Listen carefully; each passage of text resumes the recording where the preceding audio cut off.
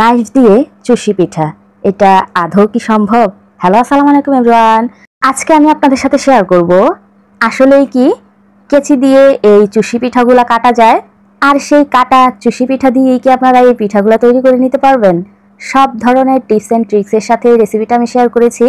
যারা নতুন, কোনো দিনও চুষি পিঠা কাটেন নাই, তারাও চাইলে ইজিলি এই ভিডিওটা দেখে খুব সহজেই চুষি পিঠাগুলো কেটে নিতে পারবেন। আর এত মজাদার লোভনীয় স্বাদের পিঠাটা কিভাবে বানিয়েছি চলেন দেখে নেই। চ্যানেলে নতুন হয়ে থাকলে অবশ্যই চ্যানেলটা সাবস্ক্রাইব করে দিবেন, বেল বাটনটা অন করে দিবেন আমার পরবর্তী ভিডিওর নোটিফিকেশন সবার আগে পাওয়ার জন্য। তাহলে চলুন রেসিপি শুরু করি। আমরা অনেকেই এই পিঠাটাকে ঝামেলাযুক্ত পিঠা মনে করি, আর এই ঝামেলাযুক্ত পিঠাটাকেই ঝামেলামুক্ত কিভাবে বানাবেন চলেন আপনাদের সাথে শেয়ার করি। প্রথমে এখানে 1 বাটি নিয়ে নিলাম নর্মাল পানি, 1 বাটি দিয়ে দিলাম খেজুর গুড়ের পানি। আমি আগে থেকেই আধা কাপ পানির সাথে আধা কাপ খেজুর গুড় একটু গলিয়ে নিয়েছি। লবণ দিয়ে দিলাম 1 চা চামচ। এখন বালক ওঠা পর্যন্ত অপেক্ষা করব। বালক চলে আসলে এখানে আমরা 3 কাপ গুড়ি অ্যাড করব। এটা শুকনো চালের গুঁড়ি, যদি ভেজা চালের গুঁড়ি হয় তাহলে এখানে 4 কাপ অ্যাড করতে হবে। খুব ভালো করে মিশিয়ে নিতে হবে। আমরা যখন ময়দা দিয়ে ডো করি তখন কিন্তু কিছুক্ষণ চুলার উপরে রেখে তারপর নাড়াচাড়া করি, কিন্তু চালের গুঁড়ার ক্ষেত্রে সাথে সাথেই নাড়তে হবে, না হয় কিন্তু এগুলা গিডুলি বেঁধে যায়, দলা পেকে থাকে, আর এটা খুব সহজে মিশতে চায় না। কিছুক্ষণ মিশিয়ে নেওয়া হয়ে গেলেই এটাকে আমরা ঢাকনা দিয়ে ঢেকে 5 মিনিটের জন্য অপেক্ষা করব। আর হ্যাঁ, আমি কিন্তু নাড়াচাড়া করার সময় চুলা আঁচটা বন্ধ করে দিয়েছিলাম, সেটা বলতে ভুলে গেছি। 5 মিনিট পর আমি এগুলাকে একটু মথে নিচ্ছি আর স্মুথ একটা বল বানিয়ে নিব। এটা গরম থাকা অবস্থায় করতে হবে, না হয় কিন্তু পরবর্তীতে শক্ত হয়ে গেলে এরকম স্মুথভাবে বল কিছুতেই বানানো যাবে না। এখান থেকে কিছুটা ডো আমি নিয়ে নিচ্ছি। এখন আমি আপনাদেরকে দেখাচ্ছি আমাদের আগের দিনের নানি দাদিরা কিভাবে বানাতো। প্রথমে কিছুটা এভাবে লম্বা করে নিলাম, তারপর এখান থেকে ছোট ছোট লেচি কেটে আমি একটু হাতের সাহায্যে ঘুরিয়ে ঘুরিয়ে এই পিঠাগুলা কেটে নিচ্ছি। আপনারা চাইলে খুব সহজে এভাবে করে নিতে পারেন। এই যে দেখুন, দেখতে কিন্তু খুবই সুন্দর হয় আর কাজটা কিন্তু খুবই সহজ আর জলদি। যদিও এই পিঠার ক্ষেত্রে আমি খুবই আনাড়ি, অতটা পারদর্শী না, তারপর ছোটোখাটো টিপস আপনাদের সাথে শেয়ার করতে আমার ভালোই লাগে, তাই আমার অভিজ্ঞতা থেকে আমি কিছুটা টিপস আপনাদেরকে দিয়ে দিচ্ছি। যারা আমার মতো এই পিঠা বানানোর ক্ষেত্রে একদমই আনাড়ি, তারা চাইলে এভাবে কেচির সাহায্যে ছোট ছোট করে কেটে নিতে পারেন। চিকন চিকন করে কাটবেন, এতে করে আপনাদের কাজটা খুবই ইজি আর সহজ হয়ে যাবে। আমার হাতে যখন টাইম না থাকে আর আমি এটা খুবই বিরক্ত মনে করি এই পিঠাটা বানানোর ক্ষেত্রে, তখন আমি এইরকমভাবেই কেটে নিই। এখন দেখেন আপনারা চাইলে এভাবে রান্না করে নিতে পারেন, আবার চাইলে এরকম একটু হাত ঘুরিয়ে একটু লম্বা করে নিতে পারেন। এতে করে দেখতে যেরকম সুন্দর হয় খেতেও কিন্তু ভীষণ ভালো লাগবে।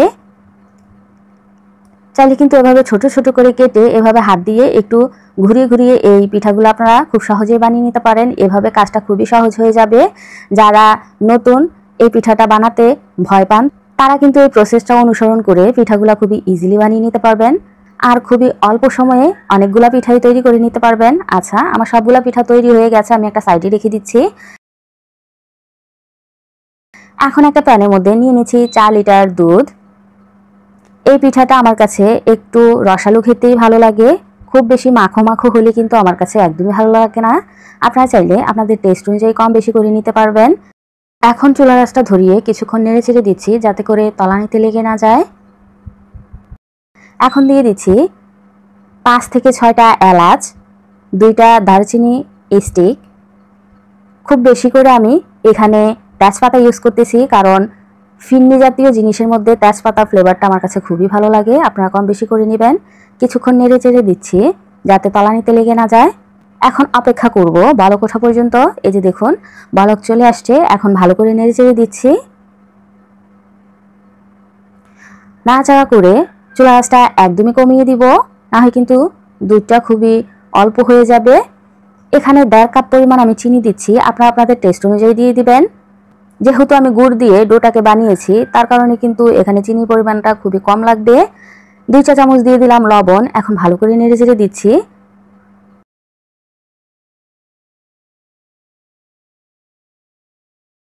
এখন আমরা আমাদের পিঠাগুলো ঢেলে দিব। অবশ্যই একটা কিছু দিয়ে মেপে দেওয়ার চেষ্টা করবেন, এতে করে আপনার একটা আইডিয়া হবে। আগের দিনে নানি দাদিরা কিন্তু টুরি থাকতো ওদের, ওই টুরি দিয়ে টুরি মেপেই কিন্তু এই পিঠাগুলা বানাতো। আমার শাশুড়ি আম্মাকেও দেখতাম আমি এরকম টুরি দিয়ে মেপে নিত। যেহেতু আমার কাছে টুরি নেই তাই আমি বাটি দিয়ে মেপে নিলাম। এখানে আমার 2.5 বাটির মতো হয়েছে, আর 2.5 বাটির জন্য 4 লিটার দুধই কিন্তু যথেষ্ট।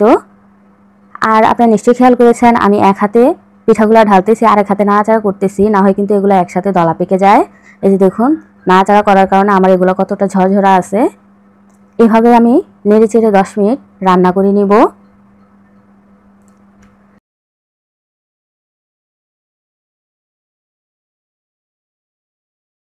ঠিক 10 মিনিট পর ঢাকনা দিয়ে ঢেকে আমি আরও 10 মিনিট রান্না করে নিব। অবশ্যই মাঝে মধ্যে একটু ঢাকনাটা খুলে নেড়েচেড়ে দিবেন। এই যে দেখুন 10 মিনিট পর আমি চুলা আঁচটা বন্ধ করে দিলাম, অনেকটাই গাঢ় হয়ে গেছে। মাশাআল্লাহ এগুলা কত সুন্দরভাবে কুক হয়েছে নিশ্চয়ই খেয়াল করেছেন। এখন অপেক্ষা করব হালকা ঠান্ডা হওয়ার জন্য। কিছুটা ঠান্ডা হয়ে গেলেই দেখবেন কালারটাও চেঞ্জ হয়ে যাবে আর দেখতে আরও লোভনীয় আর আকর্ষণীয় মনে হবে। এ পর্যায়ে যত ঠান্ডা হবে তত কিন্তু এটা গাঢ় হওয়া শুরু করবে। আপনারা আপনাদের টেস্ট অনুযায়ী এটাকে পাতলা অথবা গাঢ় করে নেবেন। এই যে দেখুন মাশাআল্লাহ। এখন একটু পরিবেশন করে আপনাদের সাথে শেয়ার করতেছি। দেখলেন তো কত ইজি ছিল এই পিঠাটা তৈরি করা। যারা এই পিঠাটা বানাতে গেলে খুবই ঝামেলা মনে করেন তারা চাইলে যখন তখন অল্প একটু ডো তৈরি করে এভাবে অল্প করে বানিয়ে খেতে পারেন। এতে করে খেতে যেরকম আপনি তৃপ্তি পাবেন কাজটাও কিন্তু সহজ হয়ে যাবে। আগে আমাদের দাদি নানিরা বানাতে সময় অনেকগুলা বানাতো আর অনেকগুলা মানুষ সহকারে এগুলা হাতে হাতে বানানোর প্রয়োজন পড়তো। যেহেতু এখন অল্প কিছু উপকরণ দিয়ে অল্প সময়ে অল্প করে তৈরি করা যায় তাই কিন্তু খুব ইজিলি আপনারা তৈরি করে যখন তখন খেয়ে নিতে পারবেন। আমার রেসিপিটা কেমন লেগেছে এটা জানাতে একদমই ভুলবেন না। সবার কাছে ছোট্ট একটা আবদার, প্লিজ চ্যানেলটা সাবস্ক্রাইব করে দিবেন, একটা লাইক দিয়ে দিবেন ভিডিওটা বেশি ভালো লাগলে। আজ এই পর্যন্তই, সবাই ভালো থাকবেন, আমার জন্য দোয়া করবেন। আল্লাহ হাফিজ।